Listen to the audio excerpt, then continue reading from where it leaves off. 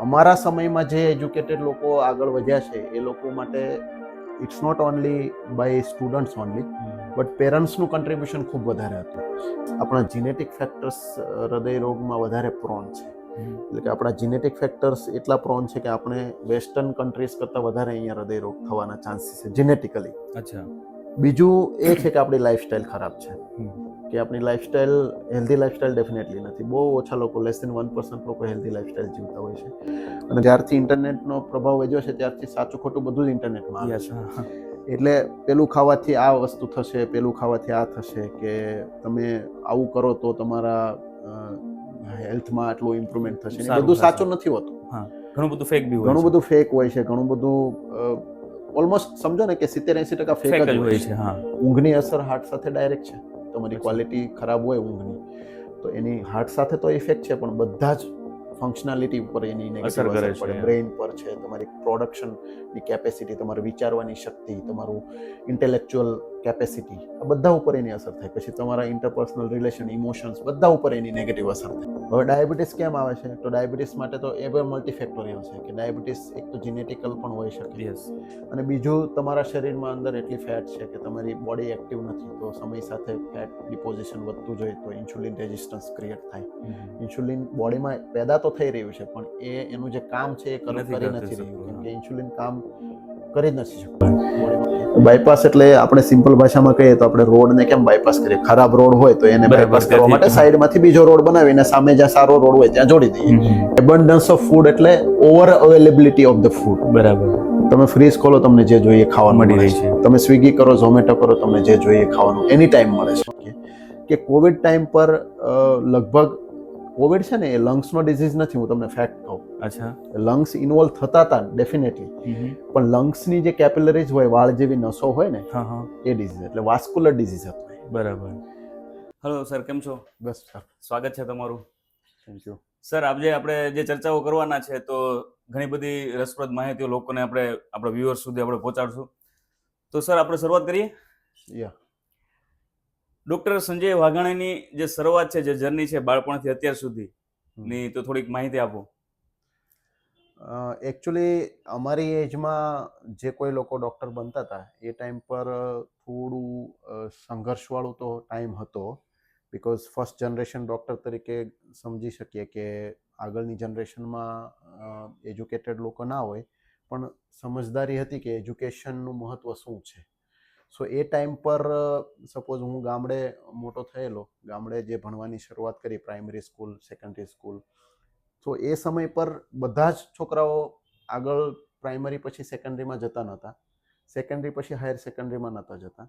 એટલે એ સમય પર પેરેન્ટ્સ દ્વારા જે સમજદારીપૂર્વક તમને પ્રોત્સાહન આપવામાં આવે એ ખૂબ જ મહત્ત્વનું હતું. એટલે અમારા સમયમાં જે એજ્યુકેટેડ લોકો આગળ વધ્યા છે એ લોકો માટે it's not only by students only but પેરેન્ટ્સનું કન્ટ્રીબ્યુશન ખૂબ વધારે હતું. કેમ કે એ સમય પર પેરેન્ટ્સને એક હંમેશા ઉતાવળ હતી, ખાસ કરીને આપણા સૌરાષ્ટ્રના ગામડાઓમાં એક ઉતાવળ હતી કે છોકરો અમુક લેવલ સુધી એજ્યુકેશન લઈ અને તરત ધંધામાં લાગી જાય અથવા તો કમાતો થાય. એટલે શું, સપોર્ટ સિસ્ટમ ઇકોનોમિકલી થોડા પ્રોબ્લેમ્સ હતા, એટલે સપોર્ટ સિસ્ટમ ઊભી થાય. પણ આ સપોર્ટ સિસ્ટમને અવગણીને લાંબા ગાળાની દીર્ઘદ્રષ્ટિ જોઈને જે આપણા પેરેન્ટ્સ છે એમને આગળ વધવા માટે પ્રોત્સાહિત કર્યા, તો એ ખૂબ જ મહત્વનું પાસું હતું. એટલે એ એક સંઘર્ષમય ટાઈમ એટલા માટે હતો કે બધા માટે એ સંઘર્ષમય ટાઈમ હતો કે આગળ ભણવું કે નહીં ભણવું, આગળ ભણવાના ફાયદા શું થાય. અને એક ખૂબ જ કોમન કહેવત જેવું હતું, કહેવત ગણી શકાય ગામડાઓમાં, કે ભાઈ હું સપોઝ માની લો કે હું પટેલ છું, તો પટેલના દીકરાને કોણ નોકરી આપવાનું છે.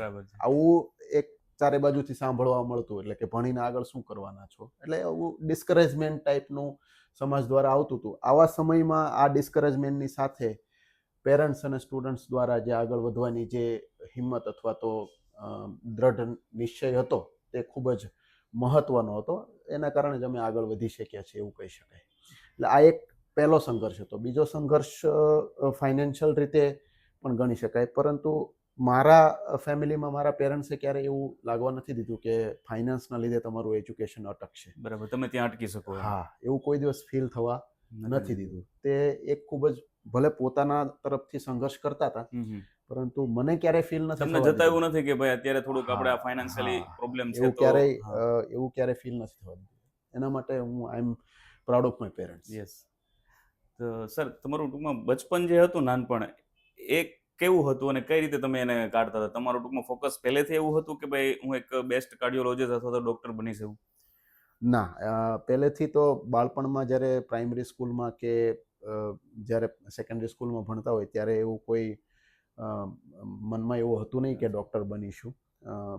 હું આમ એકદમ જ શરમાળ ટાઈપનો છોકરો હતો બાળપણમાં. એટલે બહુ લોકો સાથે જલ્દીથી હળીમળી નહોતો શકતો. ઇન્ટ્રોવર્ટ કહી શકાય કે એક્સ્ટ્રીમલી ઇન્ટ્રોવર્ટ હતો. અને ઘણા લોકો મજાક પેલું બુલી બી થતું હતું કે અચ્છા. ભાઈ I am not able to mix up with the relatives or Yes. With friends or very close જે શેરીમાં સાથે રમતા છોકરાઓ હોય તેની સાથે મિક્સઅપ થતા, એના સિવાય લગભગ મિક્સઅપ થઈ નહોતો શકતો. બરાબર. પણ આ ટાઈપની જે બંધિયાર મેન્ટાલિટીમાંથી બહાર આવવા માટે જેમ જેમ એજ્યુકેશનમાં આગળ વધતા ગયા થોડું એવું હતું કે ભાઈ રીડિંગ પાછળ મારું ફોકસ વધારે હતું. That May B the reason કે હું બીજા સાથે મિક્સ થવા કરતાં રીડિંગમાં વધારે ટાઈમ પાસ કરતો હતો.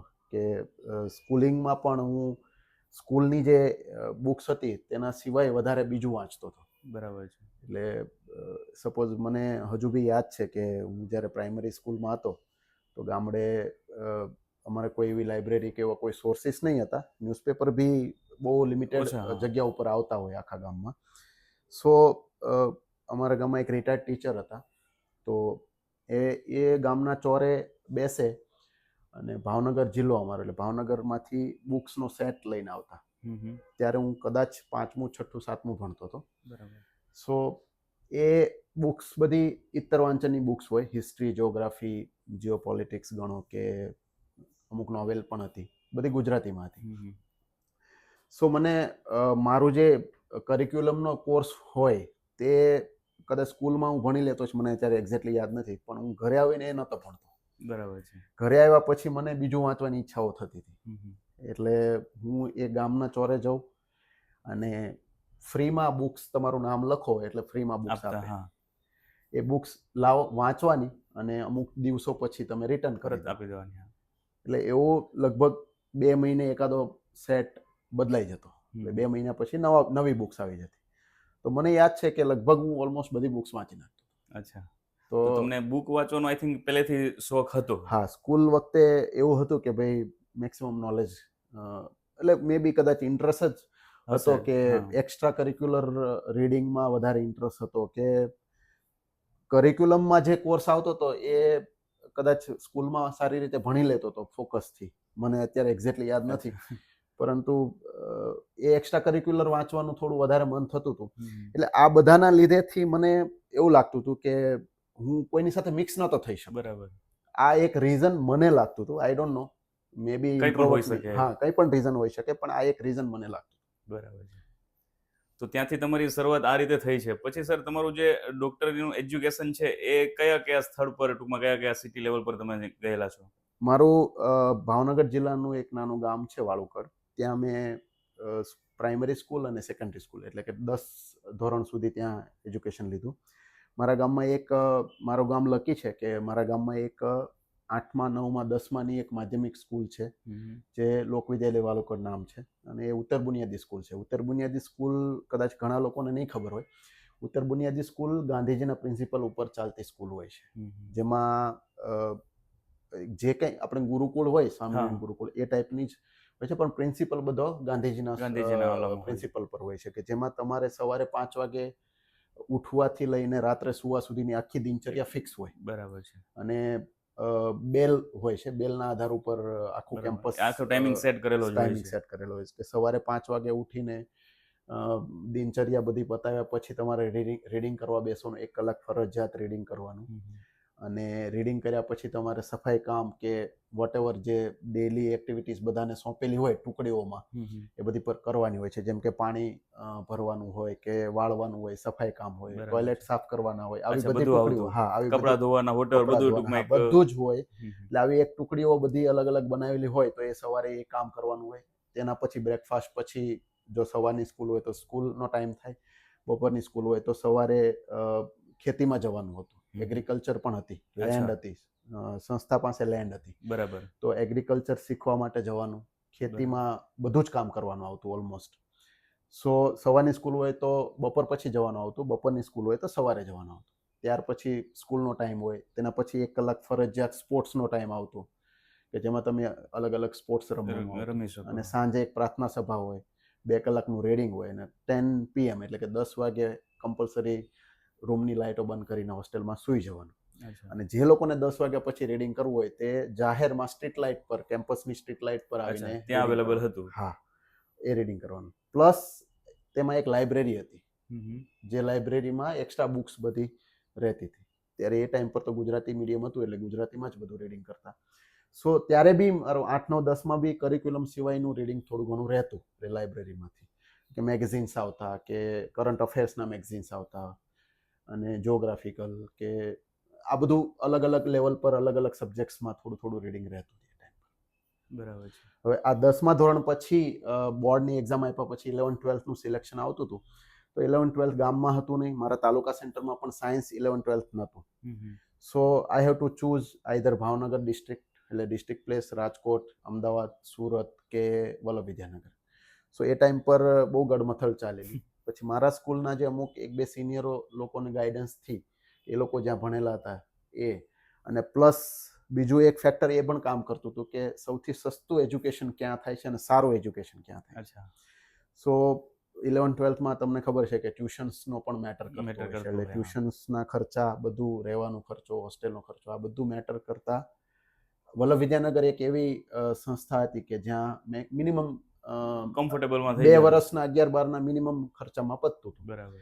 સો અમે 3-4 દોસ્તારોએ બધાએ નક્કી કરી અને વલ્લભ વિદ્યાનગરમાં એડમિશન લેવાનું નક્કી કર્યું. હમ. હવે એ કિસ્સો બી ઇન્ટરેસ્ટિંગ છે Yes. કે 10માના રિઝલ્ટ પછી જનરલી કેવું હોય કે લોકો એ ટાઈમ પર પીટીસી કરવાનો ટ્રેન્ડ હતો હમ. કે 10મામાં સારા માર્ક્સ આવે તો પીટીસી કરીને ટીચર બનવાનું. યસ. પણ એ ટાઈમ પર મારા માઇન્ડમાં થોડું સાયન્સ પ્રત્યે એટ્રેક્શન હતું, એટલે મારે સાયન્સ 11, 12 સાયન્સ કરવાનું મેં મારે મનથી નક્કી કરેલું. સો ઘણા લોકોએ મને એવું કીધું કે ભાઈ પીટીસી કરી લેવાનું, મળે છે એડમિશન તો આટલું, બહુ ઓછા લોકોને પીટીસી મળતું હોય છે. પણ મને એક માઇન્ડમાં ફિક્સ હતું કે દ્રઢ નિશ્ચય હતો કે 11, 12 સાયન્સ કરવું છે. આગળનો રસ્તો મને નથી ખબર. બરાબર છે. પછી 11, 12 સાયન્સ માટે વલ્લભ વિદ્યાનગર સિલેક્ટ થયું તો એડમિશન લેવા માટે હું એકલો જ ગયેલો. અચ્છા, કોઈ સાથે જ નહીં. સાથે નહીં. તો હું ગયો ત્યાં. એટલે બેઝિકલી એ એકલો ગયો એની પાછળનું રીઝન એ હતું કે મારા ફાધર ને એવું હતું કે છોકરાને એકલો મૂકો તો વધારે તૈયાર બરાબર થશે. છે. હા. સો એ હાજર હોવા છતાં બી એ સાથે નહોતા આવ્યા. એ બહુ સારી વાત હતી કે સાથે નહોતા આવ્યા. તેના કારણે કદાચ હું આગળ independent થયો. યસ, 100%. સો હું ગયો ત્યાં તો એડમિશનનો ટર્ન આવ્યો એટલે એડમિશન મારા માર્ક્સ પ્રમાણે તો તરત મળી જતું હતું. સો એડમિશન મળ્યું તો ફીસ ભરવાની આવી. I don't remember exactly amount, but I think 8,000 કે એવી કંઈક ફીસ હતી. અચ્છા, એ સમયમાં. હા.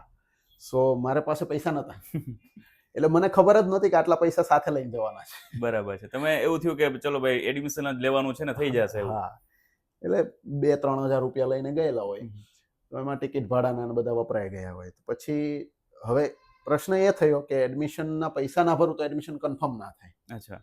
અને જો હું પૈસા લેવા માટે ત્યાંથી લાઈનમાંથી નીકળી જાઉં તો મારા તો- માર્ક્સ પછીના જે બધાને એડમિશન ચાલુ રહે બરાબર છે. તો હું પાછો લઈને આવું ત્યાં સુધી એડમિશન Finish રહે થઈ કે જાય નહીં બધા, હા. ખબર નથી. બરાબર. પછી એ થોડું ટાઈમ કન્ફ્યુઝન વાળું હતું એ કન્ફ્યુઝન સમયે. હતું. એટલે એ ટાઈમ પર હું ફટાફટ નીકળ્યો. જે વ્હીકલ મળ્યું એ વ્હીકલમાં પાછો ગામ આવ્યો. અચ્છા, ભાવના લેતા આપણે લેતા. વિદ્યાનગરથી. વિદ્યાનગરથી લિફ્ટ હા. લેતા લેતા અલગ અલગ બધા વ્હીકલમાંથી ગામ આવ્યો. ગામથી પૈસા લઈને એ જ મિનિટ પર પાછો નીકળી ગયો. હા, હા. ત્યાં જઈને લકીલી એડમિશન ઓપન હતા અને હા. એડમિશન લીધું. સરસ. એટલે આવી બધી વાતો ઘણી બધી છે કે જેના આધાર ઉપર આપણને અત્યારે રિટ્રોસ્પેક્ટિવલી યાદ કરીએ તો આ બધા ઇન્સિડન્ટ્સ કદાચ આપણને ઘડવામાં મહત્વનો ભાગ મહત્વનો. ભજવ્યો હશે એવું લાગે છે. કદાચ એ દિવસો બી પાછા યાદ કરીએ તો આઈ થિંક આપને એવું થાય કે ચાલ આવા દિવસો હતા આપણા એમ. હા. એટલે બેઝિકલી મે બી કદાચ ફાઇનાન્શિયલી તો હતું રિસ્ટ્રિક્શન, પણ એટલું રિસ્ટ્રિક્શન નહીં હતું કે લોકો કહે ને કે બહુ વધારે પડતું ફાઇનાન્શિયલ રિસ્ટ્રિક્શન હોય તો આમ દીવા તળે વાંચવું ના Yes. એવું એટલું બધું રિસ્ટ્રિક્શન નહીં હતું. પણ આ બધા સંઘર્ષના દિવસોને યાદ કરીએ તો એટલું લાગે કે આ બધા દિવસોના લીધે આપણું ઘડતર થયું, થયું છે 100%. ઇન્ડિપેન્ડન્સી આવી, હમ હમ અને સંઘર્ષમાં કઈ રીતે ટાઈમ રસ્તો કાઢવો એ બધું એ ટાઈમ પર કદાચ 15 વર્ષની ઉંમર હતી મારી, હા હા 15 કે 16 વર્ષની, એ ટાઈમ પર પણ આટલું ઇન્ડિપેન્ડન્સી મળતી હતી. So that was commendable. અને પછી 11, 12, 11 સાયન્સ તો વલ્લભ વિદ્યાનગરમાં હોસ્ટેલમાં રહીને કર્યું. અને 11, 12મા ધોરણમાં પર્સન્ટેજ આવી ગયા હતા એટલે બીજે મેડિકલમાં એડમિશન લીધું. પાછું બીજે મેડિકલનો જે સંઘર્ષ હતો એ અલગ લેવલ પર હતો, કેમ કે બીજે મેડિકલ અત્યાર સુધી ગુજરાતી મીડિયમમાં ભણ્યા અને અચાનક બીજે મેડિકલમાં ફર્સ્ટ એમબીબીએસમાં બધું ઇંગ્લિશ મીડિયમમાં આવવા મળ્યું. અચ્છા. પ્લસ એ ટાઈમ પર કોર્સનો ડ્યુરેશન અને ટાઈમિંગ જે થોડા ચેન્જ થયેલા, કે પેલા કેવું હતું કે 3 વર્ષ એમબીબીએસના 1.5 વર્ષના હતા. સો ફર્સ્ટ યર બી 1.5 વર્ષનું હતું, પણ અમારા બેચથી પહેલું વર્ષ 1 વર્ષનું કર્યું અને બાકી બીજું વર્ષ 1.5નું, અને પછી થર્ડ યરમાં 2 પાર્ટ કર્યા 1 યરના. સો આખો ટાઈમિંગ ચેન્જ કર્યો. અચ્છા, એટલે તમારાથી જ ચેન્જ થયો? હા, અમારાથી ચેન્જ થયું. પહેલા વર્ષમાં એક તો ગુજરાતી મીડિયમમાંથી જમ્પ કરીને સીધું ઇંગ્લિશ મીડિયમમાં કશું સમજાય નહીં, અને પ્લસ ટાઈમિંગ ઓછો થઈ ગયો, એટલે હજુ તો સમજવામાં 6 મહિના નીકળી ગયા. અને પહેલા 2-3 મહિનામાં તો એમબીબીએસ છોડવાનું મન થાય, આ બધું બટ ઓબ્વિયસ હતું. અમારા બેચમાં લગભગ 50% લોકોને આવું બધું ફેસ કરેલું હશે કે એમબીબીએસ છોડવાનું મન થાય કે નથી કરવું એમબીબીએસ. એક્ઝામમાં પહેલી જે 2-3 એક્ઝામો લેવાય એમાં કોઈ પાસ ના થાય, અને જે 12th સુધી જે કિંગ તરીકે જીવતા હોય કે ક્લાસમાં ફર્સ્ટ સેકન્ડમાં આવતા હોય, અને અચાનક જ તમે ફેલ થવા માંડો એટલે ઇન્ફિરિયોરિટી કોમ્પ્લેક્સ બી આવે અને ડર બી આવે ક્યાં, અને પ્લસ મેઇન તો ઇન્ફિરિયોરિટી આવે કે we are not deserving the MBBS. આ ટાઈપના વિચારો ઘણા બધા આવતા છે એ ટાઈમ પર.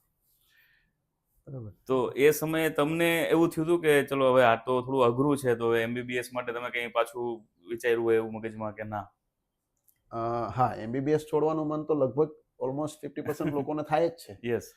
અને એ અમારા ટાઈમ પર જે એકદમ નવો એક્સપોઝર થતું, સીધું ગામથી કે એવી રીતે એક્સપોઝ થતું હતું, એટલે બટ ઓબ્વિયસ છે એ વસ્તુ થાય જ, પણ એ સમયને સાચવી લેવો એ મહત્વનું છે. મનને મક્કમ રાખવું. હા, મનને મક્કમ રાખવું, પ્લસ પેરેન્ટ્સનો સપોર્ટ એ ટાઈમ પર એ ખૂબ જ મહત્વનું હોય છે. કેમ કે હજુ બી મને યાદ છે કે હું રજાના દિવસોમાં એ ટાઈમ પર બરાબર એ જ ટાઈમ પર મારું ફેમિલી સુરત શિફ્ટ થયેલું.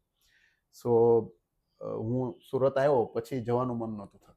અચ્છા. એટલે ઘરેથી તો મને ગયો તો ખરા, પણ અહીંયા મેં કોઈ બીજા લોકોને એવી વાત કરેલી કે ભાઈ નથી જવું, આમ છે તેમ છે, એટલે પેરેન્ટ્સને થોડી પાછળથી ખબર પડી એટલે ચિંતા થઈ, એટલે મારા ફાધર ત્યાં અમદાવાદ આવ્યા અને મને સમજાવ્યું કે ભાઈ બીજે મેડિકલમાં મળવું એ નસીબ કહેવાય, અથવા તો મહેનતથી મળ્યું છે અને થોડું એનું વેલ્યુ કરવી પડે કે એમબીબીએસ મળ્યું છે વિધાઉટ. સારી વાત છે. હા, અને એકદમ સરસ રીતે અમુક જે પહેલા સપોઝ ઓપન મેરિટમાં હતો હું, તો પહેલા જે 150 કે 200 જણા હોય એમાં એ લોકોને જ એમબીબીએસ મળે. અચ્છા. રેન્ક પ્રમાણે આખા ગુજરાતમાં. So we have to value that course. અને થોડું માઇન્ડમાં ઉતર્યું એટલે સંઘર્ષ પછી પાછો ચાલુ કર્યો. ત્યાર પછી બહુ પ્રોબ્લેમ નથી આવ્યો. ભલે ફેલ થતા હતા, નહોતું આવડતું, સ્ટ્રગલ કરતા હતા, પણ ત્યાં પડી રહ્યા. તમારા ફાધરે ત્યારે તમને જે હિંમત આપી ત્યારથી પછી તમારું માઇન્ડસેટ એકદમ ક્લિયર થઈ ગયું અને તમે પછી ત્યાંથી કમ્પ્લીટ પછી છોડવાનું મન નથી થયું. બરાબર છે. તો પછી તમે અહીંયાથી પછી પાછા આગળ કોઈ તમારી પ્રવૃત્તિ કે બીજા અધર સિટીની અંદર કે જે તમારી પ્રેક્ટિસ માટે અથવા અભ્યાસ માટે તમે ગયેલા? હા, ત્યાર પછી બી ઘણા બધા પડાવ છે કે જેમાં એમબીબીએસ પૂરું કર્યા પછી અગેન પીજીનો સંઘર્ષ ચાલુ થયો હતો. રિલેટિવલી મારો રેન્ક એમબીબીએસમાં બહુ પાછળ હતો. અચ્છા. બિકોઝ ફર્સ્ટ યરમાં જે સ્ટ્રગલ પીરિયડ ચાલ્યો એના લીધે, અને ત્યારે કેવું હતું કે એન્ટ્રન્સ એક્ઝામ નહોતી. સો 3 વર્ષના એગ્રીગેટ્સના આધાર ઉપર પીજીમાં એડમિશન મળતું હતું. સો ફર્સ્ટ યરના માર્ક્સ ઓછા આવ્યા એટલે એડમિશનના બધા પ્રોબ્લેમ થવા માંડ્યા. પણ ઇન્ટર્નશિપ દરમિયાન મારો એક ફિક્સ ગોલ હતો કે મારે એમડી મેડિસિન કરવું છે. અને મારા એગ્રીગેટ્સ એમબીબીએસના ગણો તો એમડી મેડિસિન મને મળતું નહોતું. બરાબર છે. એટલે એ ટાઈમ પર ખબર નથી કે એમડી મેડિસિન હું કઈ રીતે લઈશ. બટ માઇન્ડમાં એક ફિક્સ ગોલ થઈ ગયો કે એમડી મેડિસિન કરવું છે તો કરવું છે. બરાબર છે. અને I don't know what way I can do. So મેં થોડું વિડ્રો કર્યું કે મને જે એડમિશન જે બ્રાન્ચીસમાં મળતા હતા એ બ્રાન્ચીસ મેં સિલેક્ટ ના કરી અને લીધી નહીં, અને મેં આઈ વિડ્રોન ફ્રોમ ધ એડમિશન્સ. એક વખત વિડ્રો કર્યું, બીજી વાર વિડ્રો કરવાનો ટાઈમ આવ્યો ત્યારે મને અમુક બ્રાન્ચો સારી મળતી હતી, પણ આઈ ડિડન્ટ સિલેક્ટેડ બીકોઝ મને એમડી મેડિસિન અગેન નહોતું મળતું. બરાબર છે. પછી એ ટાઈમ પર પછી કોઈ ચાન્સ હતો નહીં ફર્ધર એડમિશન થવાનો. પછી મારા ફાધર મને કહે કે તને એમડી મેડિસિન જ કરવું હોય તો બીજા સ્ટેટ્સમાં જો તું પેમેન્ટની કોઈ સીટ મળતી હોય કે આવી રીતે. પછી હું એકલો બધે ફર્યો, લગભગ 2-3 મહિના જેવું ફર્યો, પુણે, બેંગ્લોર, અલગ અલગ જગ્યા ઉપર, બેલગાંવ ને બધી જગ્યા ઉપર ગયો. પણ મારા માઇન્ડમાં એક એવું હતું કે મારે બીજે મેડિકલ સિવિલ હોસ્પિટલમાં જ એમડી મેડિસિન કરવું. અચ્છા. એમડી મેડિસિન કરવું છે એ પણ ફિક્સ હતું, અને બીજે મેડિકલ સિવિલમાં ફિક્સ કરવું છે એ બી ફિક્સ હતું. હા. પણ મળવાના કોઈ ચાન્સ Chance નહોતા, હતા ઝીરો નહીં. ચાન્સ હતા. પણ અચાનક પેલું કહેવાય ને કે આપણે જે ડિસાઈડ કરેલું હોય તો ઉપરથી કુદરતનો સપોર્ટ આપે મળે. છે. હા. હા, તો એવું કંઈક થયું કે સુપ્રીમ કોર્ટનો કોઈક જૂનો કેસનો ડિસિઝન આવ્યું હમ. કે હવે પછીના એડમિશન છે ને એ મે મહિનામાં જ થશે ને એક જ વખત વર્ષમાં થશે. ત્યાર પહેલા 2 વખત થતા હતા એડમિશન. અચ્છા. સો આવું થયું એટલે એક ચુકાદો આવ્યો સુપ્રીમ કોર્ટનો. એટલે એડમિશન આખી મેજર બેચ ખુલી, સીટો ખુલી. જે 0 ચાન્સીસ હતા એમાંથી અચાનક જ 250 પીજીની સીટ ખુલી. અચ્છા, એ સમયે. હા. હા. અને કેન્ડિડેટ્સ હતા 50 જણ. ઓકે. સો એકદમ જ વધારે પડતી સીટો સામે આવી ગઈ. સો એ જે બેચ છેલ્લી 50ની બનતી હતી વિડ્રો કરતા કરતા, એમાં રેન્ક મારો સારો હતો, તો એમાં હવે મળતું હતું. પણ એ ટાઈમ પર યુનિવર્સિટીને એવું થયું કે ભાઈ આ લોકો તો બધા છેલ્લી કેટેગરી વાળા હતા, એ બી બધા આમાં સામેલ થઈ હા, ગયા. તો આ લોકોને તો સારી સારી બ્રાન્ચ મળે છે, તો that should not happen. Okay. એટલે એ લોકોએ પછી એન્ટ્રન્સ લેવાનું ડિસાઈડ કર્યું. That was the first entrance of Gujarat PG અચ્છા. માટેની. એ સમયે. હા, એટલે બધા પ્રેક્ટિકલ, બધા જે ઇનિશિએશન અમારા બેચથી જ થયા. હા. હા. એટલે એન્ટ્રન્સનું ડિસાઈડ થયું એટલે ગુજરાત યુનિવર્સિટી એન્ટ્રન્સ ડિસાઈડ કરી. અને એન્ટ્રન્સ લેવા માટે એ લોકોએ જુનિયર બેચને એલિજિબલ કરી, કેમ કે આમાં તો 50 જ જણ હતા, તો એના અમારા પછીની બેચને એલિજિબલ કરી. તો પ્રેક્ટિકલી એ બેચ એલિજિબલ નહોતી, કેમ કે ઇન્ટર્નશિપ પૂરી થયા પહેલા તમે એન્ટ્રન્સ એક્ઝામ ના આપી શકો. બટ એ એન્ટ્રન્સ એક્ઝામ માટે વાઇસ ચાન્સલરે એલિજિબલ કરી. સો અમારા બેચવાળા બધા સુપ્રીમ કોર્ટ સુધી ગયા, લડત આપી, અને નિયમ પ્રમાણે દે કેનોટ ગીવ એક્ઝામ. બરાબર. હવે થયું એવું કે 50 જણા હતા અને 250 જેટલી સીટ હતી, 240 કે 50 પીજીની સીટ હતી. એટલે બધા આખા ઇન્ડિયામાં બધાને ખબર પડી કે ગુજરાત યુનિવર્સિટીમાં આવું કંઈક થયું છે, તો અવેલેબિલિટી સીટની બહુ વધારે છે. સો લગભગ આખા ઇન્ડિયામાંથી 600 જણાએ ફોર્મ ભર્યા. ઓહ. એટલે પછી એન્ટ્રન્સ અમારા માટે બહુ એકદમ નવું હતું કે અમને કોઈ એન્ટ્રન્સનો એક્સપિરિયન્સ નહીં હતો. આગળ સિનિયરોએ કોઈ પીજીની એન્ટ્રન્સ આપેલી નહીં.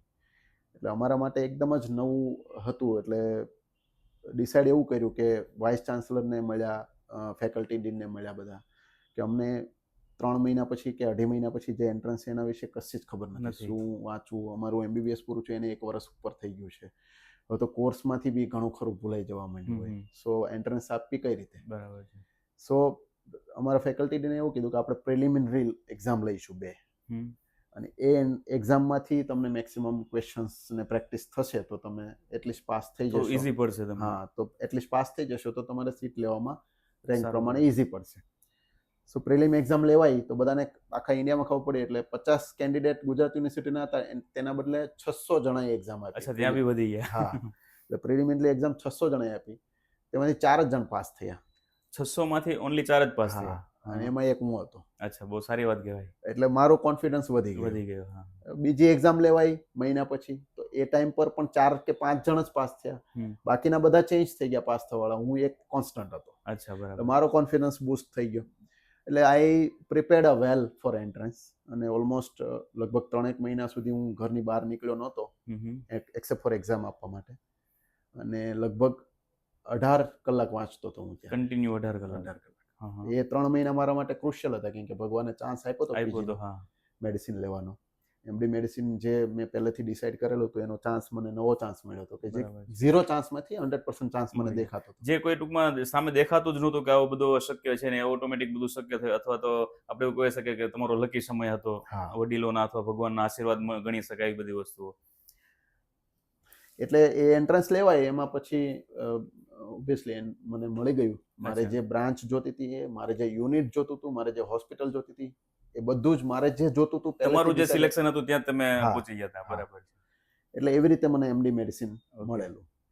એમડી મેડિસિન પછી ડીએમની એન્ટ્રન્સ આપેલી અલગ અલગ જગ્યા ઉપર. એમાં બી બહુ સંઘર્ષ કરીને 2 વર્ષ એમાં બી કાઢ્યા મેં. મીનવાઇલ પાર્ટ ટાઈમ જોબ કરતો હતો હું અહીંયા સુરતમાં જ અચ્છા. એઝ એમડી મેડિસિન અલગ અલગ આઈસીયુસમાં. અને એ જે સ્ટ્રગલ હતી એમાંથી પછી એક રસ્તો મળ્યો.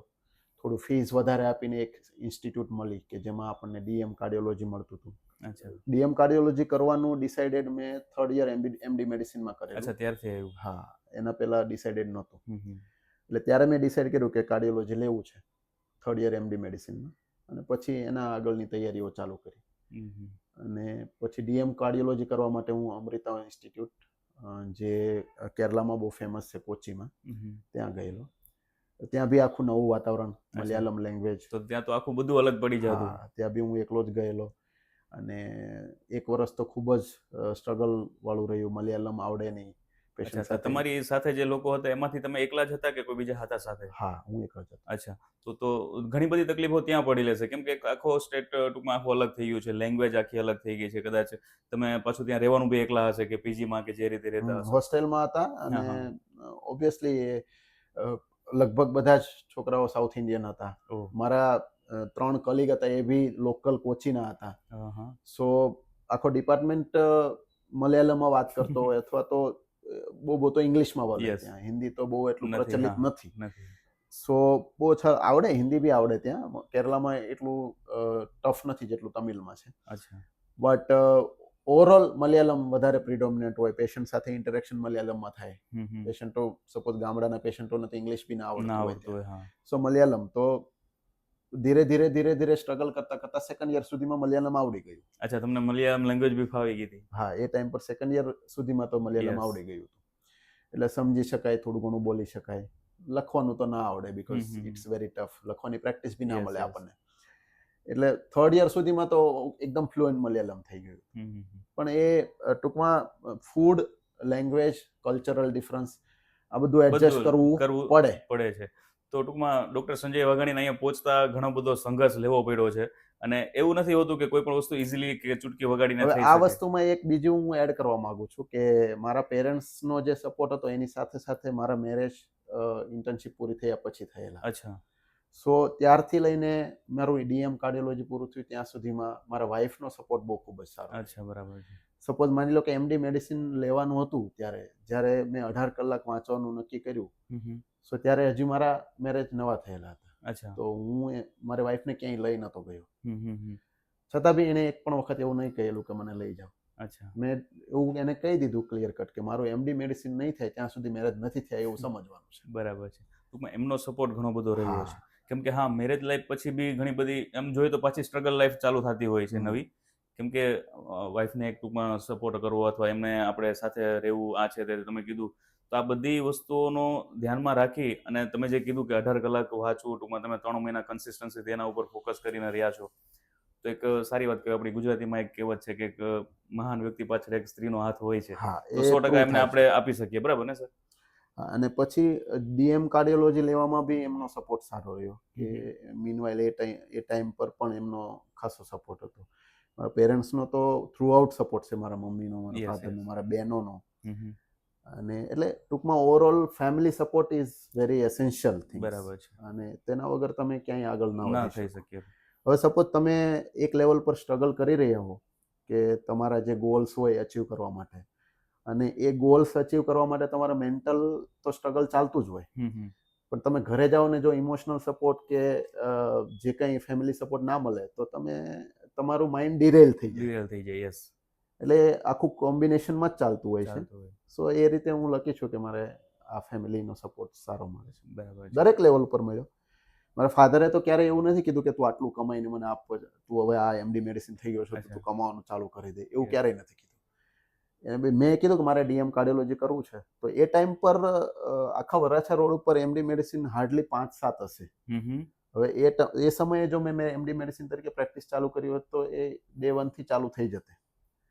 એટલે ઇન્કમ ચાલુ થઈ જતે. And that was struggling period for my father also. બરાબર. કે 2008ની જે મંદી આવેલી હમ, હમ. એ ટાઈમ પર એમને બી ફાઇનાન્શિયલ સપોર્ટની જરૂર હતી. ઓહ.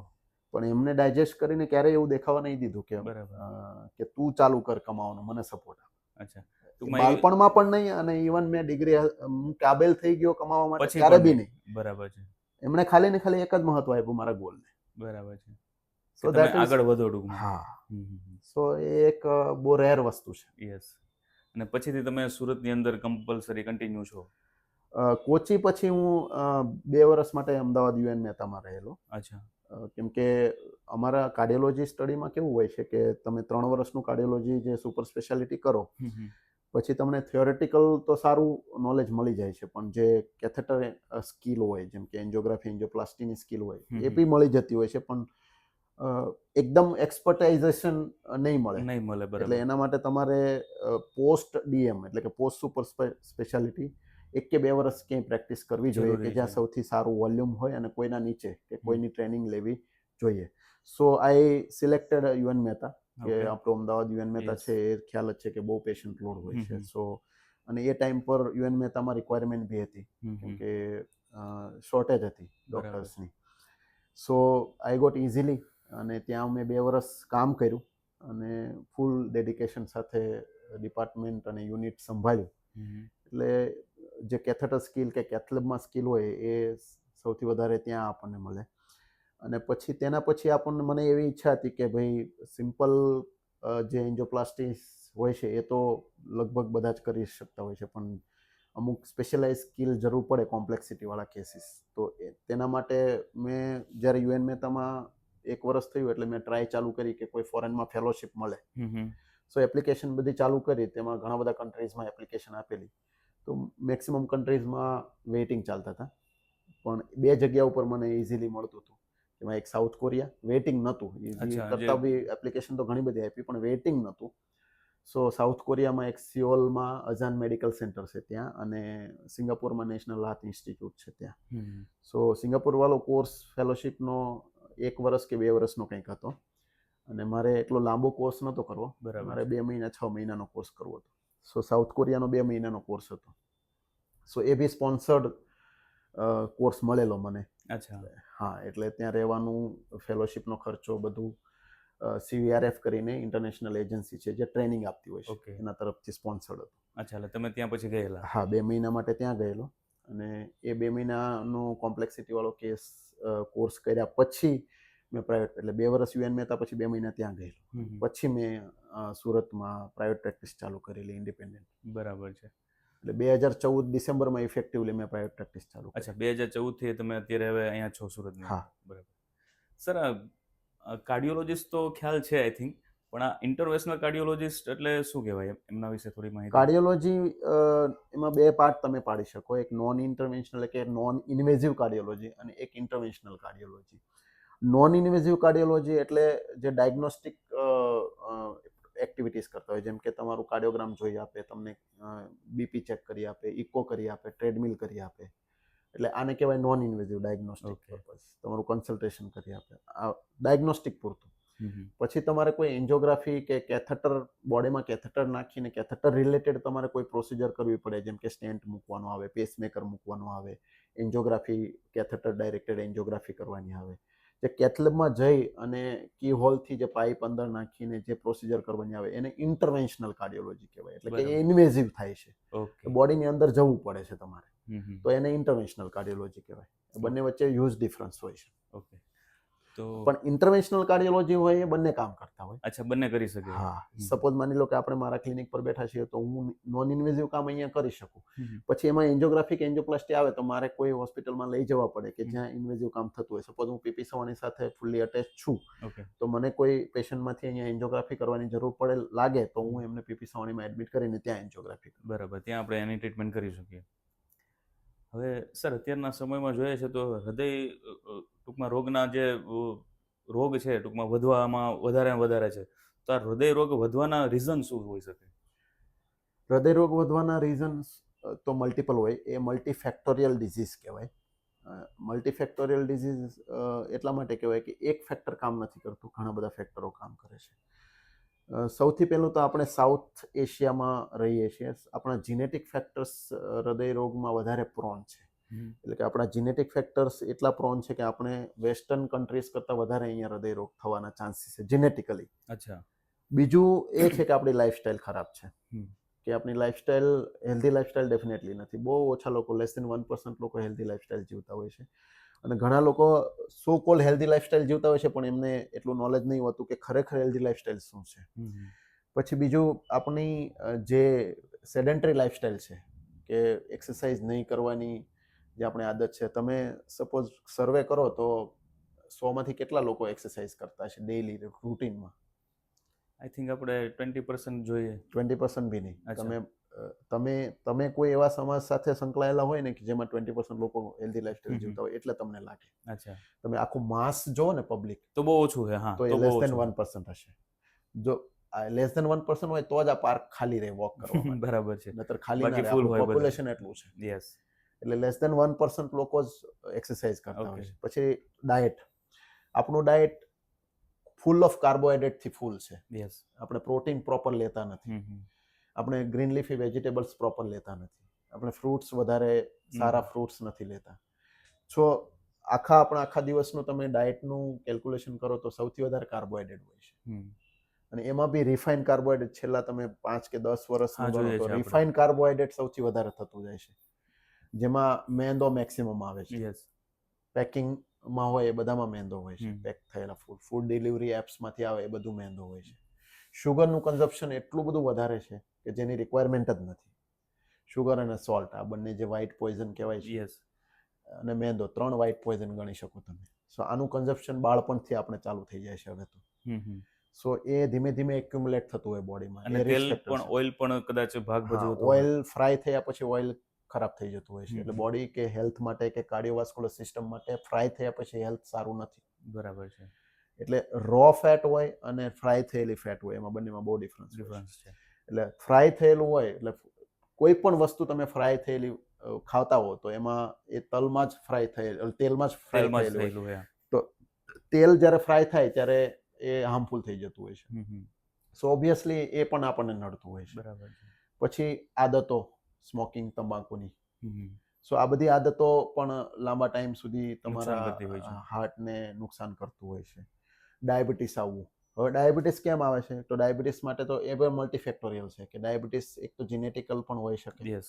અને બીજું તમારા શરીરમાં અંદર એટલી ફેટ છે કે તમારી બોડી એક્ટિવ નથી, તો સમય સાથે ફેટ ડિપોઝિશન વધતું જાય તો ઇન્સ્યુલિન રેઝિસ્ટન્સ ક્રિએટ થાય. ઇન્સ્યુલિન બોડીમાં પેદા તો થઈ રહ્યું છે પણ એ એનું જે કામ છે એ કરી નથી રહ્યું, કેમ કે ઇન્સ્યુલિન કામ કરી જ નથી શકતું. બોડીમાં ફેટ જ એટલી છે.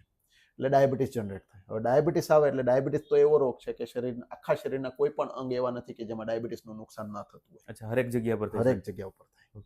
બરાબર છે. એટલે એમાં સૌથી વધારે હાર્ટ, કિડની, બ્રેઇન તો છે જ, કે જેના ઉપર મેક્સિમમ ડાયાબિટીસની નેગેટિવ અસરો થાય છે. એટલે આ બધા જ ફેક્ટરો કામ કરે છે. એવું નથી કે મને ડાયાબિટીસ નથી તો મને પ્રોબ્લેમ નથી થવાનો. તમારામાં ડાયાબિટીસ નથી તો તમારામાં કોઈ બીજું રિસ્ક ફેક્ટર હશે. બરાબર. તમારું ફેમિલી હિસ્ટ્રી સ્ટ્રોંગ હશે, એ તો આપણે દૂર નથી કરી શકવાનું. યસ.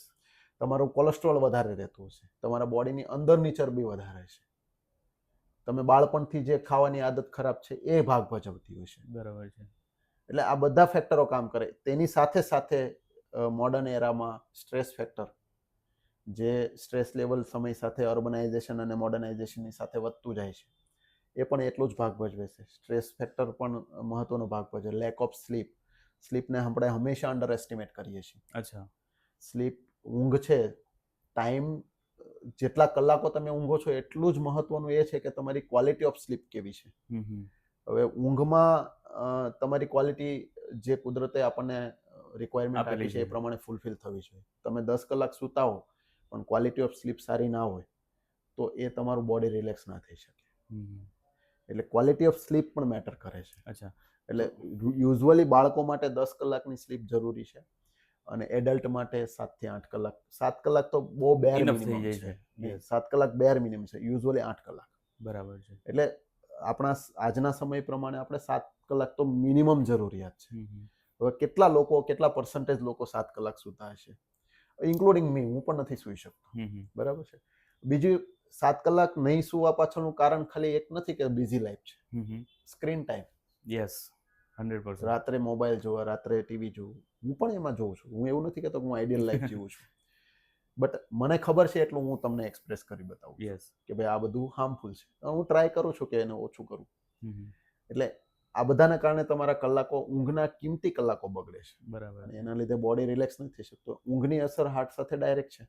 તમારી અચ્છા. ક્વોલિટી ખરાબ હોય ઊંઘની તો એની હાર્ટ સાથે તો ઇફેક્ટ છે, પણ બધા જ ફંક્શનાલિટી ઉપર એની અસર નેગેટિવ કરે અસર પડે. છે. બ્રેઇન પર છે, તમારી પ્રોડક્શનની કેપેસિટી, તમારી વિચારવાની શક્તિ, તમારું ઇન્ટેલેક્ચ્યુઅલ કેપેસિટી, આ બધા ઉપર એની અસર થાય. પછી તમારા ઇન્ટરપર્સનલ રિલેશન, ઇમોશન્સ, બધા ઉપર એની નેગેટિવ અસર થાય. તમે બરાબર છે. એની ઊંઘ એની મહત્વનો હા. ભાગ ભજવે છે. ઘણી વખત નથી આપણે ઊંઘ પૂરી ના થાય તો ચીડિયો સ્વભાવ યસ. થઈ હા, જાય. હા, હા. That is because of that only. બરાબર છે. સો આ બધા જ ફેક્ટરો છે કે જે કામ કરે છે. અને એક ઇન્ટરેસ્ટિંગ ફેક્ટર તમને કહું કે આપણા જે વર્ષો, લાખો વર્ષોથી આપણું જે રિજિયન છે ઇન્ડિયન સબકન્ટિનેન્ટ, હમ. એમાં આપણે એવી રીતે આપણા જીન ટેવાયેલા હતા કે આપણે મિનિમમ કાર્બોહાઈડ્રેટ ખાતા હતા, શોધીને ખાવું પડતું હતું. યસ. હા. આપણી પાસે એટલું અવેલેબિલિટી નહોતું. નહોતી. હા. અવેલેબિલિટી નથી ખોરાકની. એટલે ખોરાકની અવેલેબિલિટી નહોતી એટલે આપણે લિમિટેડ ખાતા હતા. અને એક્સરસાઇઝ વધારે કરવી પડતી હતી બીકોઝ આપણે સપોઝ માની લો કે બહુ દૂર નહીં જઈએ, આપણા દાદાઓ સુધી જઈએ તો એ ખેતીમાં જતા હતા, ખેતી કરતા હતા, આખો દિવસ હાર્ડવર્ક કરતા હતા, સવારે ખાતા હતા, બપોરે ખાતા, સાંજે ખાતા. પણ એ જેટલું ખાતા હતા એની કરતાં ડબલ હાર્ડવર્ક કરતા. બરાબર. મહેનત વધારે થતી હા, હતી. એટલે અવેલેબિલિટી જે ખોરાકની હતી એની કરતાં એને બાળવાની એક્ટિવિટી વધારે વધારે હતી. હતી. હવે આજના સમયમાં એ રીતે આપણા જીન્સ ટેવાયેલા હતા કે તમારા જીન્સ આ રીતે જ ટેવાયેલા છે કે તમે જે ખાઓ છો એના કરતાં વધારે તમારે એક્ટિવિટી કરવી પડે છે. આ રીતે હજારો વર્ષોથી આપણા જીન્સ, આપણા સાઉથ એશિયન જીન્સ કે આપણા ઇન્ડિયન જીન્સ ટેવાયેલા હતા. અચાનક છેલ્લા 25 વર્ષથી કે 50 વર્ષથી તમે શું કર્યું? તમારી એક્ટિવિટી એકદમ 0 પર કે 10% પર લાવી દીધી અને તમારો ખોરાક 90% વધારી દીધો. ઊંધું થઈ ગયું. ઊંધું થઈ ગયું. એટલે એબન્ડન્સ ઓફ ફૂડ, આ એક વર્ડ છે. હમ. એબન્ડન્સ ઓફ ફૂડ એટલે over availability of the food. બરાબર. તમે ફ્રીઝ ખોલો, તમને જે જોઈએ ખાવાનું મળી મળે રહી છે. છે. તમે સ્વિગી કરો, ઝોમેટો કરો, તમને જે જોઈએ ખાવાનું એની ટાઈમ મળે છે. સો એબન્ડન્સ ઓફ ફૂડ છે, સામે ફિઝિકલ એક્ટિવિટી નથી. આ ઓવર ધ પીરિયડ ઓફ 25 વર્ષ કે 50 વર્ષથી આ ચાલ્યું આવ્યું છે. આપણા જીનને આ ટેવ નથી. બરાબર છે. એટલે આપણા જીન ઉલટા પડ્યા હમ. કે એને બળવો પોકાર્યો એમ કહી શકું. એટલે આ બધા ડિસીઝ આવવાના ચાલુ થઈ હા, ગયા છે. એટલે આ બધા કાર્ડિયોવાસ્ક્યુલર ડિસીઝ જે એકદમ વધી ગયા છે એનું રીઝન હતું. કોવિડની વાત કરું ને તો કોવિડ વોઝ અ વોર્નિંગ. કોવિડે ભગવાને એક વોર્નિંગ બેલ તરીકે આપ્યો એવું આપણે સંદેશો આપેલો છે. પોઝિટિવલી વિચારી શકીએ કે કોવિડ ટાઈમ પર લગભગ કોવિડ છે ને એ લંગ્સનો ડિઝીઝ નથી. હું તમને ફેક્ટ કહું, અચ્છા. લંગ્સ ઇન્વોલ્વ થતા હતા ડેફિનેટલી, પણ લંગ્સની જે કેપિલરીઝ હોય, વાળ જેવી નસો હોય ને, હા, હા. એ ડિઝીઝ એટલે વાસ્ક્યુલર ડિઝીઝ હતો. બરાબર. હવે ઘણા લોકોના મનમાં ક્વેશ્ચન હોય, હું તમને પહેલેથી કહી દઉં કે કોવિડ પછી આ ડિઝીઝ વધ્યા. સો એનું રીઝન આ જ છે કે કોવિડ વાસ્ક્યુલર ડિઝીઝ હતો. બરાબર. એટલે નસોનો ડિઝીઝ હતો. બ્લડ સપ્લાય આપતી નસોનો ડિઝીઝ હતો. હમ. પણ પ્રિડોમિનન્ટલી લંગ્સની નસો ઉપર અસર થતી હતી એટલે લંગ્સ ખરાબ થતા. બરાબર છે. બાકી આની સાથે કંઈ હતું જ નહીં અમને. હા, એટલે કોવિડમાં નસો ખરાબ થઈ બધાની અને વોર્નિંગ આપ્યું કે હવે તમે સુધરી જાઓ અને લાઈફસ્ટાઈલ ચેન્જ કરો, કે તમારી જે હેલ્ધી લાઈફસ્ટાઈલની જે કાંઈ પેરામીટર્સ છે એટલીસ્ટ તમે એને મેક્સિમમ ફોલો કરવાની ટ્રાય કરો, તો તમે હજી બી પાછા રિટર્ન આવી શકશો. અને લાઈફસ્ટાઈલ એક એવી વસ્તુ છે કે જે તમે ચાલુ કરો તમારી તો ઇમિડિયેટલી રિઝલ્ટ નહીં મળે. હા, એને વર્ષો લાગે. એટલે તમારે એને હેબિટ બનાવવી પડે. સવારે ઉઠીને જેમ બ્રશ કરો છો એવી જ રીતે સવારે ઉઠીને એક્સરસાઇઝ કરવાની, મેડિટેશન કરવાનું કે યોગા કરવાના કે વોક કરવાનું અને લિમિટેડ ખાવાનું, એ સવારે ઉઠીને જ ડિસાઈડ કરવું પડે. અને એ it's a part of daily activities. બરાબર. હું એવું નથી કહેતો કે હું ડેઇલી કરું છું, પણ એટલીસ્ટ વીકમાં 3-4 દિવસ હું ટ્રાય કરું છું કે આ ફોલો થાય. પોતાના માટે સમય આપવો જરૂરી છે. એટલે એ સમયનો અભાવ છે એવું કોઈ કહેતું હોય તો ખોટી વાત છે. યસ. કેમ કે બિઝીએસ્ટ લોકો સૌથી વધારે હેલ્ધી લાઈફસ્ટાઈલ જીવતા હોય. સાચી વાત છે. તમે માર્ક કરજો કે કોઈ ઇન્ડસ્ટ્રીયલિસ્ટ આટલો બિઝી હોય પણ એ પોતે પોતાની લાઈફસ્ટાઈલ તો હેલ્ધી જીવતો જ હોય છે. તો એને ક્યાં ઓછું કામ નહીં હોતું, પણ એ ઓર્ગેનાઇઝ કરતો હોય છે. ટાઈમ કરવામાં વધારે ટાઈમ પાસ કરો. હા, એ બી જરૂરી છે. સોશિયલાઇઝેશન જરૂરી છે. હું એવું નથી કહેતો કે એ નથી જરૂરી. તેનાથી તમારી મેન્ટલ હેલ્થ પણ એમાં લિમિટેડ હોય તો સારું. એનું લિમિટ હોવી જોઈએ. બરાબર છે. હવે આ તમે જે વાત કરી છે કે ઘણા બધા લોકોને, તો આપણે એવું કદાચ માની શકીએ કે એજ્યુકેટેડ ના હોય અથવા તો એ પોતાને બધી વસ્તુની ખબર છે કે ભાઈ આવી બધી વસ્તુઓ કરવાથી આપણું હેલ્થ સારું રહેશે, અથવા તો આવી બધી વસ્તુઓ ખાશું, આવી બધી વસ્તુઓ આરામ કરશું, અથવા આ બધી સોશિયલ મીડિયા કે વોટ એવર કંઈ જેનાથી આપણે નુકસાન થાય છે. તો આ ખરેખર સર એજ્યુકેટેડનો અભાવ છે કે એને ખબર હોવા છતાં એ પોતે એને અપ્લાય નથી કરતા? બંને મિક્સ છે. લોકોને ઘણી વખત સાચું શું છે એ ખબર બી નથી હોતી. અને ઘણી વખત તો કેવું છે કે જ્યારથી ઇન્ટરનેટનો પ્રભાવ વધ્યો છે ત્યારથી સાચું ખોટું બધું જ ઇન્ટરનેટમાં આવે યસ. છે. એટલે પેલું ખાવાથી આ વસ્તુ થશે, પેલું ખાવાથી આ થશે, કે તમે આવું કરો તો તમારા હેલ્થમાં આટલું ઇમ્પ્રુવમેન્ટ થશે. એ સારું બધું થશે. સાચું નથી હોતું. હા, ઘણું બધું ફેક બી હોય ઘણું છે. બધું ફેક હોય છે, ઘણું બધું ઓલમોસ્ટ સમજો ને કે 70-80% ફેક ફેક જ જ હોય હોય છે. છે. હા. બહુ ઓથેન્ટિક ચેનલો હોય કે ઓથેન્ટિક જે સોર્સિસ હોય છે તેનું તમે માની શકો. એટલી સમજણ હોવી જોઈએ કે આપણે કોનું માનવું છે ને કોનું નથી માનવું. બરાબર. એ સમજણ તો હવે તમે જનરેટ નહીં કરી શકો. એ સમજણ તો તમારા પોતાનામાં હોવી જોઈએ. પોતાનામાં હોવી જોઈએ અને એ સપોઝ હવે શીખવું બી કોઈ જરૂરી છે. એક્સપર્ટ માણસ છે કે જેને લાઈફ કાઢેલી છે એની પાછળ, એ ફિલ્ડની પાછળ, એનું તમે માની શકો. પણ કોઈ XYZ માણસ બે વસ્તુ વાંચીને કે બે આર્ટિકલ વાંચીને કે સોશિયલ મીડિયામાંથી નોલેજ ગેઇન કરીને પોતાનું નોલેજ આપવાનું ચાલુ કરી દે તો દેટ ઇઝ નોટ વર્થ. એનું સાંભળવાની કોઈ જરૂર નથી. બરાબર. એટલે તમારે તમારી પોતાની કોમન સેન્સ ડેવલપ કરવી પડે કે મારે કઈ વાત માનવી છે ને કઈ વાત નથી. Yes, yes, exactly. એટલે તમારે એ તો સમજણ શક્તિ પોતાની હોવી જોઈએ.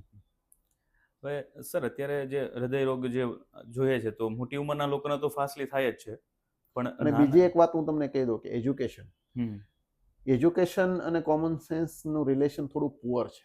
અચ્છા.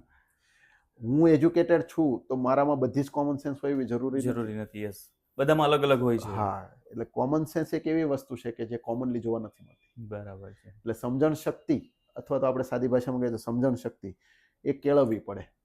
કે તમારે પોતાનામાં કેળવવી પડે. એને એજ્યુકેશન સાથે કોઈ રિલેશન નથી. હવે મારા ફાધર છે એ 4 ચોપડી ભણેલા છે, પણ એનામાં જે સમજ શક્તિ છે એ કદાચ મારામાં પણ નથી. ના હોઈ શકે. હા, 100%ની વાત છે સર. એટલે એ વસ્તુ, એટલે આ એક એક્ઝામ્પલ આપું છું. બધી વખતે અલગ અલગ હોય છે, પણ હા, પણ એક વસ્તુ ખરી કે એજ્યુકેટેડ માણસોને એટલી કેપેસિટી હોય છે પોતાનામાં વિચારવાની શક્તિ, અથવા તો સંગતના લીધે કે પછી આસપાસના લોકો પણ એજ્યુકેટેડ હોય એટલે જે ડિસ્કશન થઈ રહ્યું છે કે જે સંગાત મળતો હોય છે એના આધારે પોતાનામાં એક એવી આવડત પેદા થાય છે કે એ સમજશક્તિ કેળવી શકે જલ્દીથી. બરાબર છે. સપોઝ કોઈ માણસ એવા એટમોસ્ફિયરમાં રહેલો હોય કાયમ માટે કે જેમાં કોઈને જ સમજશક્તિ ના હોય તો એના માટે ટફ છે. ટફ છે. યસ, એ કઈ નહીં સમજી શકે. હા, એટલે આ વસ્તુ ખૂબ ઇમ્પોર્ટન્ટ હોય છે. બટ એજ્યુકેશન ને એની સાથે બહુ ઓછું રિલેશન છે. બરાબર છે.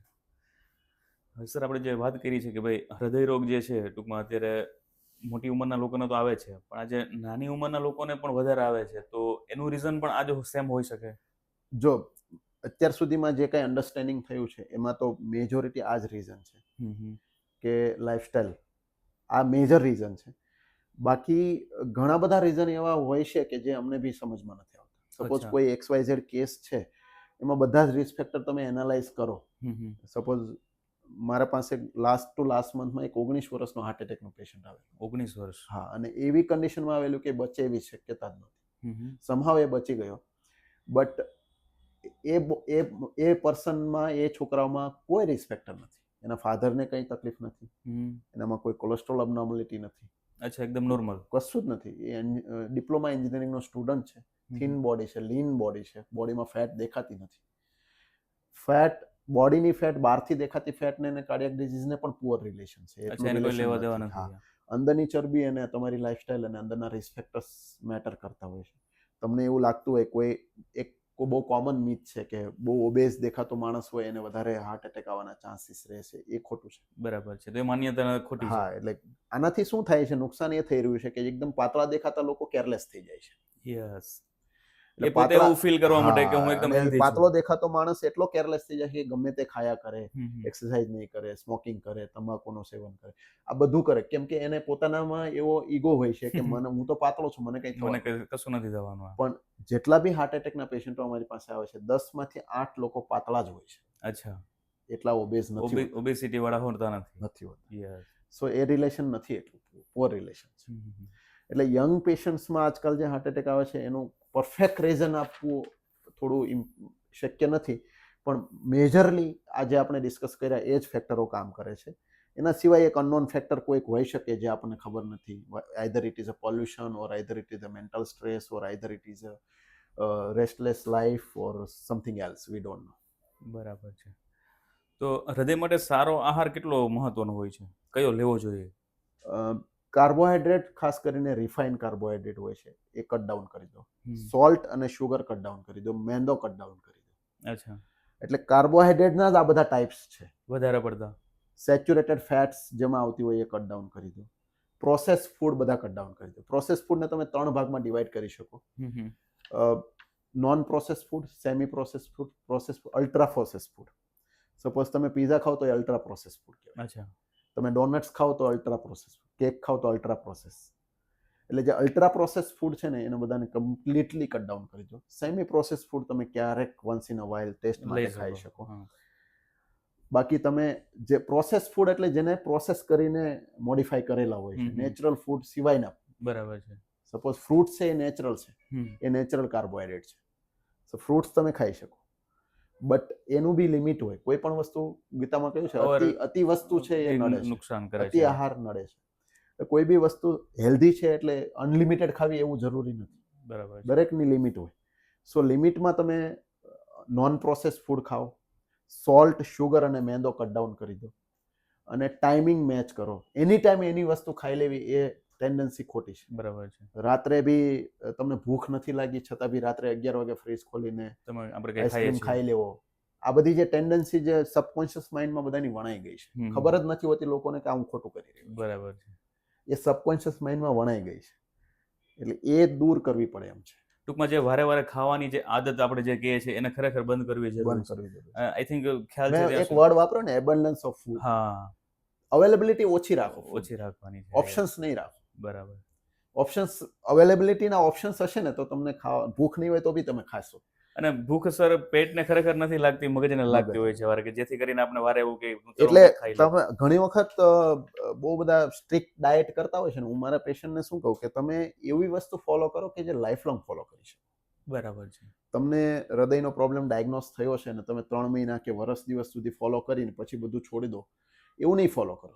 એટલું સ્ટ્રિક્ટ ફોલો નહીં કરો. મારા પેશન્ટો ઘણી વખત એન્જિયોપ્લાસ્ટી કર્યા પછી એકદમ વીક થઈને આવે, કેમ કે ઘરેથી બધા બાફેલું આપે છે, પાણીમાં બાફેલું આપે છે, એકદમ strict થઈ જાય. એટલું બધું સ્ટ્રિક્ટ થઈ જાય ને કે પેશન્ટ બિચારું હેરાન પરેશાન થઈ જાય.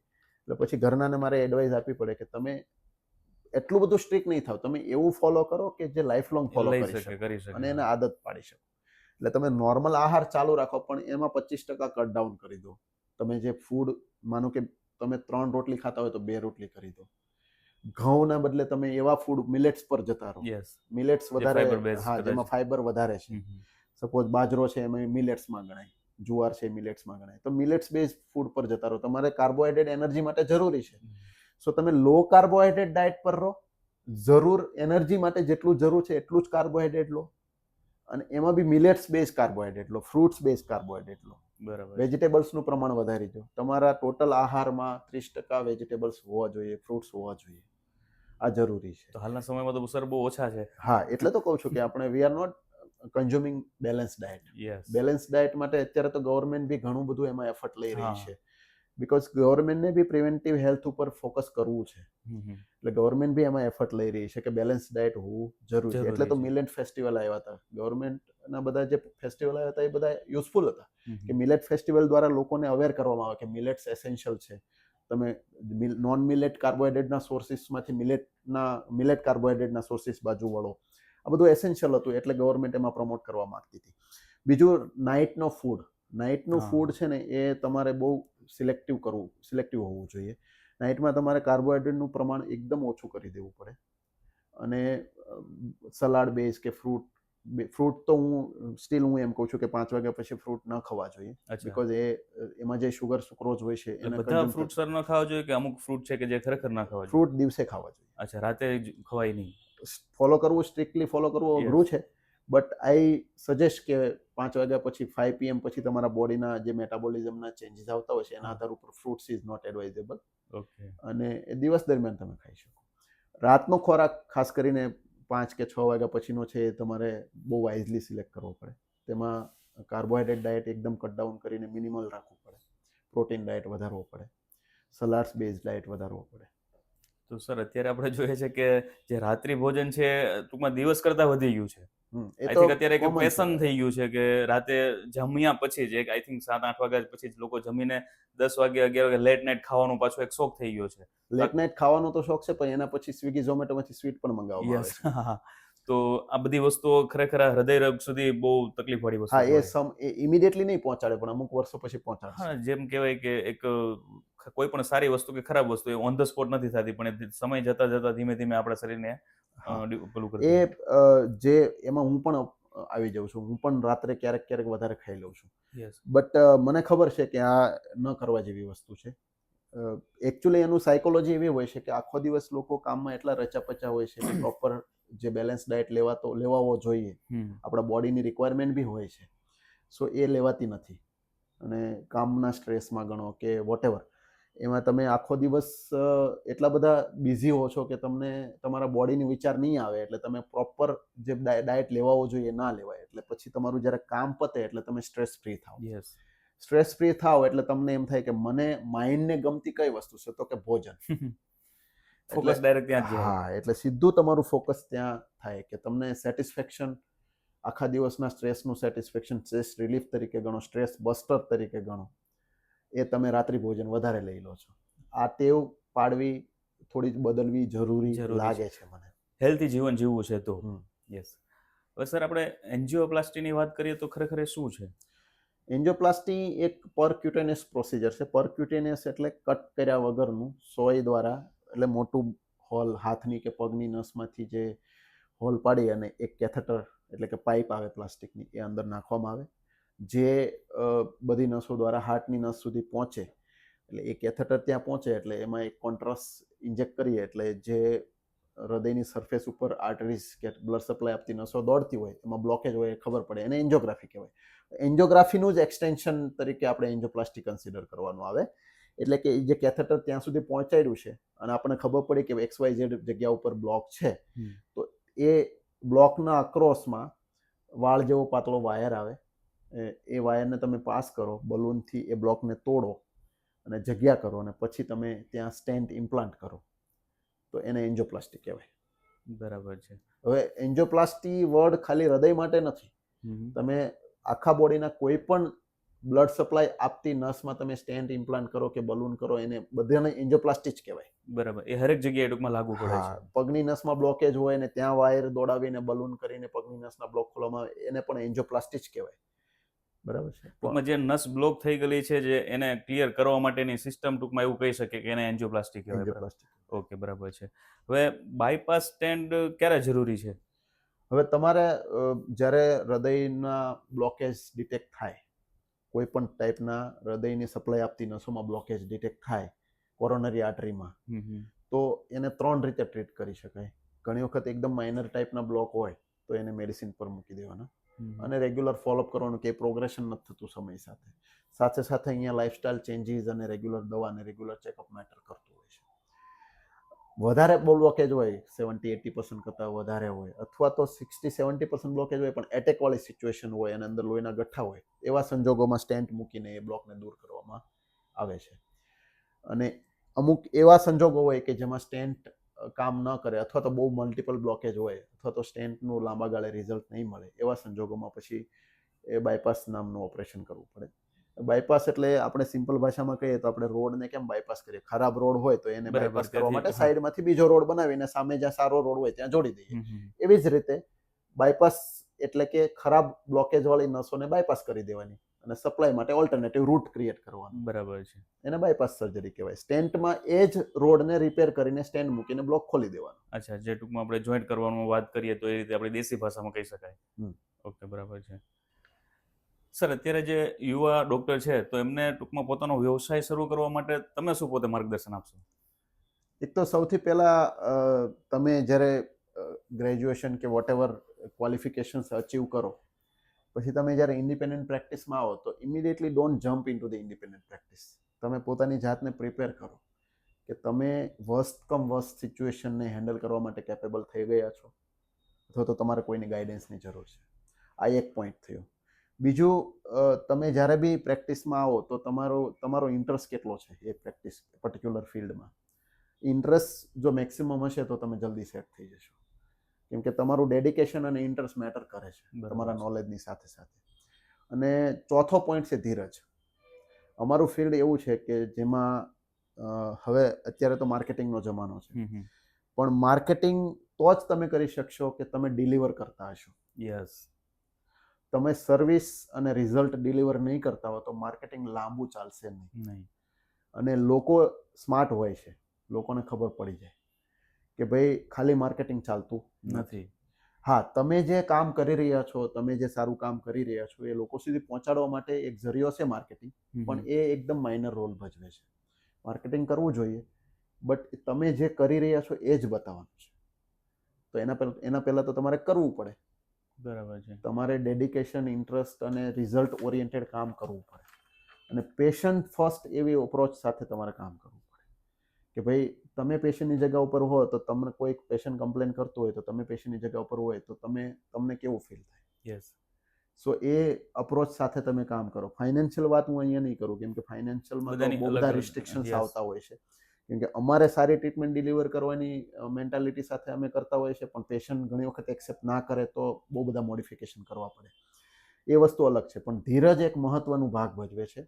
અને જ્યારે તમે ડિલિવરી આપતા થઈશો અને એ પ્રમાણે તમે માર્કેટિંગ કરતા હશો તો સમય સાથે પેશન્ટ જ તમારું માર્કેટિંગ કરતું થઈ જશે. એટલે ધીરજ રાખવી ખૂબ જરૂરી છે. શોર્ટકટ્સ નહીં લેવાના. બરાબર છે. સર, તો આ વાત તમે એક અત્યારના યુવા વર્ગને કરી છે.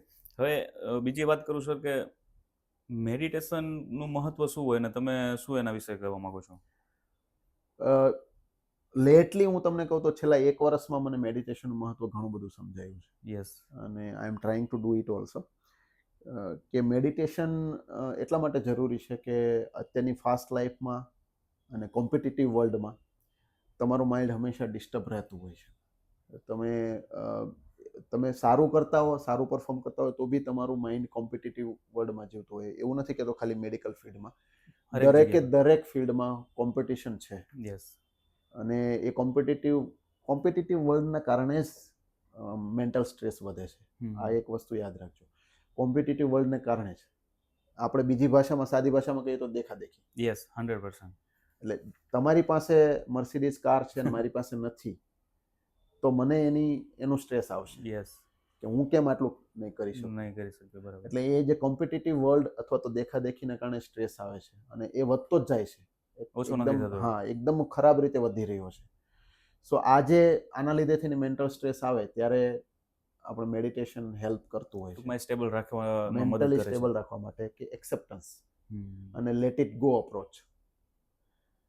એટલે જે લેટ ઇટ ગો વાળો અપ્રોચ છે એ ઘણો કામ કરતો હોય છે. અને એ અપ્રોચની સાથે સાથે મેડિટેશનથી માઇન્ડ થોડું તમે સ્ટેબલ રાખી શકો. હું એવું નથી કહેતો કે હું 100% એમાં કરું જ છું અને મને ઇફેક્ટિવનેસ છે, પણ હા, એક વસ્તુ તો છે જ કે ઇફેક્ટિવ તો છે. એનાથી ફાયદા તો છે, ઘણા બધા થાય છે. ડેફિનેટલી ફાયદાઓ છે. તો હાલમાં તમે ટૂંકમાં તમને પોતાને ખુદને બી ડેવલપ તો કરવા પડતા હશે રોજિંદા, તો તમે શું એવી પ્રવૃત્તિ કરો કે તમે પોતાને ડેવલપ કરતા હોવ છો? હું હંમેશા સેલ્ફ ક્રિટિક માણસ છું. યસ. એટલે હું હંમેશા મારા પોતાના ફોલ્ટ વધારે શોધતો હોઉં છું. એટલે મને તો ડેઈલી સવારે ઉઠીને એક જ વસ્તુ આવે કે હું કઈ રીતે આજનો દિવસ મારી જાતને સારી રીતે ડેવલપ કરી Best શકું, બનાવીશ. કંઈક નવું શીખી શકું, અથવા તો હું કઈ રીતે કામ રહી શકું આખો દિવસ, કઈ રીતે હું આખા દિવસનું કામ વ્યવસ્થિત રીતે ઓનેસ્ટલી ડેડિકેશન સાથે પૂરું કરી શકું, અને કેવી રીતે હું ડે ટુ ડેમાં ડેઈલી હેલ્ધી લાઈફસ્ટાઈલ જીવી શકું. કે અમુક વસ્તુ નથી કરવાની તો એને અવોઇડ કરી શકું. સપોઝ સ્ક્રીન ટાઈમ, તો હું ડેઈલી એવું વિચાર કરું કે ભાઈ મિનિમમ સ્ક્રીન ટાઈમ સાથે આજનો દિવસ પસાર થાય અને થોડું રીડિંગ થાય, થોડું નવું લર્નિંગ થાય, કે લોકો સાથે થોડું વધારે સારી રીતે પ્રેમથી ઇન્ટરેક્શન થઈ શકે, મેડિટેશન કરું. આવું ડેઈલી અફર્મેશન થાય. બધા દિવસો ફોલો કરી શકું એવું નથી કે જરૂરી નથી. હા, જરૂરી નથી. મોટાભાગના દિવસોમાં થતું હોય, 30% 40% દિવસોમાં ના થતું હોય, પણ એટલીસ્ટ એફર્ટ લેવાની છે. બરાબર છે. બીજી વસ્તુ જે આ કોમ્પિટિટિવ વર્લ્ડ અને સ્ટ્રેસની વાત કરું ને, તો આજના જમાનામાં પ્રોબ્લેમ એ થઈ રહ્યો છે કે પૈસાને મહત્વ આપવામાં આવે છે, અને એ પૈસાને મહત્વ કેમ આપવામાં આવે છે, યંગસ્ટર્સ લોકો જે હોય છે એ લોકો પૈસા પાછળ કેમ દોડતા હોય છે, એમાં હું પણ આવી ગયો. એનું રીઝન એક એ છે કે જ્યારે સમાજનું કોઈ પણ ફંક્શન હોય અથવા તો કોઈ પણ ગેધરિંગ હોય તો જે સન્માન અથવા તો માન કોને આપવામાં આવે છે? Yes, exactly. જે વધારે પૈસાવાળા છે એને. હા, એ માણસ તરીકે કેવા છે એ નથી કોઈ જોતું. બરાબર છે. ઇન્ટેલેક્ચ્યુઆલિટી પ્રમાણે કેવા છે નથી આપતું કોઈ એમને. એને XYZ એની વે થી પૈસા કમાવાના છે એટલે એમને સ્ટેજ ઉપર બેસાડીને માન સન્માન. હું એમ નથી કહેતો કે બધાને સ્ટેજ ઉપર જ બેસાડો, બેસાડવું છે. પણ જે માણસ ઇન્ટેલેક્ચ્યુઅલી, એજ્યુકેશન વાઇઝ કે કોઈ પણ સ્કિલથી કંઈક અચીવ કરી ચૂક્યો છે એનું સન્માન કરતા બહુ શીખે. જરૂરી છે. જ્યારે એ સન્માન કરતા સમાજ શીખશે ત્યારે પૈસાનું મહત્વ થોડું ઓછું થઈ ઘટી જશે. જશે. યસ. અને અત્યારે પૈસાનું મહત્વ અહીંયા વધારે છે. હા, એટલે યંગસ્ટર લોકો જોતા હોય કે ભાઈ આને જ માન મળે છે કેમ કે હા. એની પાસે પૈસા છે. યસ. એટલે યંગસ્ટર શું વિચારશે કે મારે બી પૈસા વધારે વધારે કમાવા છે હમ. અને શોર્ટકટમાં કમાવા છે, અને શોર્ટકટમાં, જલ્દી yes. કમાવા છે. અને એટલે જ્યારે જ્યારે સમાજ એ રીતે ડેવલપ થતો થશે કે ઇન્ટેલેક્ચ્યુઆલિટીને વધારે માન આપતો થશે ત્યારે ત્યારે જે પૈસા કમાવાની જે એકદમ ગાંડી દોડ છે ને એ થોડી ઓછી થઈ જશે. યસ. પૈસા જરૂરી છે, હા, 100%. ખૂબ જ જરૂરી છે, પણ ઇન્ટેલેક્ચ્યુઅલ લોકોને સમાજ જ્યારે પૂછતો થશે, જેમ કે અબ્દુલ કલામ સાહેબને તમે રાષ્ટ્રપતિ બનાવ્યા તો એ સૌથી સારું કામ કર્યું કેમ કે ઇન્ટેલેક્ચ્યુઅલિટીને પૂજા કરી છે. યસ. એટલે એ એક આઈડિયલ છે. હવે એના આધાર ઉપર ઘણા બધા છોકરાઓ અબ્દુલ કલામ ટાઈપની લાઈફ જીવવા માટે પ્રેરાતા હશે. હા. શું કામ? તો કે ઇન્ટેલેક્ચ્યુઅલિટીની પૂજા થઈ, એને માન આપવામાં આવ્યું. એટલે એવા એટલીસ્ટ 10% છોકરાઓ હશે કે જે પૈસા કરતા અબ્દુલ કલામ બનવાની ટ્રાય કરશે. 100%ની વાત છે. એટલે એ સમાજની રિસ્પોન્સિબિલિટી છે એ વસ્તુ Yes. કરવાની. આ પરિવર્તન લાવવું જોઈએ. આના લીધે આવું કરવામાં આવશે તો કોમ્પિટિટિવનેસ ઘટશે. યસ. યસ. મેન્ટલ કોમ્પિટિટિવનેસ ઘટશે કે મારે આટલા મહિને આટલા કમાવા, આટલા કમાવા, આટલા કમાવા. એ કોમ્પિટિટિવનેસ ઘટશે. તો એના આધાર ઉપર તમારી મેન્ટલ પીસ ગણો કે વોટેવર એ સુધારો થશે. બરાબર છે. અને આનાથી ઘણું બધું હેલ્થની અંદર પણ આપણે પ્લસ માઇનસ કરી શકીએ. આનો કેમ કે direct હા, effect છે health ડાયરેક્ટ પર. ઇફેક્ટ પડે છે. 100%. સાચી વાત કરી સર. હવે સર આમ ડોક્ટર સંજય વાઘાણી જે છે એમનું આઈ થિંક 5 વર્ષ એટલે કે અત્યારે 2025 ચાલે છે, 2030 સુધીનો એવો કોઈ ગોલ ખરો કઈ લક્ષ્ય? એકચ્યુઅલી જોવા જઈએ તો એક તો મારું પોતાની લાઈફસ્ટાઈલ જે હેલ્ધી કરવા પાછળ હું થોડું ઘણી Yes. એફર્ટ લઉં છું એને ઇમ્પ્રૂવ કરવી હમ. એક ગોલ છે. બીજું એવા અમુક ગોલ્સ છે. Basically I don't like to disclose that okay. Okay. કેમ કે હું હંમેશા સરપ્રાઇઝ એલિમેન્ટ્સમાં Yes. બિલીવ કરું છું હમ. કે હું બોલવા કરતા ડેમોન્સ્ટ્રેટ કરવા માંગુ છું. બરાબર છે. કે બોલવું કરતા કરી લેવું એ વધારે હા, મહત્વનું હા, હોય છે. ઓકે. તો સર ખરેખર તમારો આજે કિંમતી સમય આપ્યો અમને. Thank you. અમારા વ્યુઅર્સને આજે ઘણું બધું જાણવા મળ્યું, શીખવા મળ્યું, જે હૃદયની લોકોના હૃદયને સંબંધિત કઈ વસ્તુ આપણે કરી શક્યા છે. અને ખરેખર તમારો ખૂબ ખૂબ આભાર. Thank you. Gujju healthy podcast તમારું ખૂબ ખૂબ આભાર માને છે sir. Thank you. Thank you so much. તો મિત્રો, આજે ડોક્ટર સંજય વાઘાણી સાથે આપણે ઘણી બધી ચર્ચા કરી છે અને ઘણું બધું આપણે જાણવા મળ્યું છે, શીખવા મળ્યું છે. જો આ ખરેખર આ પોડકાસ્ટની અંદર તમને કંઈક પણ મહત્વ વસ્તુ મળી હોય તો 100% આ પોડકાસ્ટની શેર કરજો, લાઈક કરજો અને આ આપણી યુટ્યુબ ચેનલને સબસ્ક્રાઇબ કરજો. ફરી મળીશું નવા એપિસોડ નેક્સ્ટ ગેસ્ટ સાથે. ત્યાં સુધી ખુશ રહો, મસ્ત રહો અને હેલ્ધી રહો.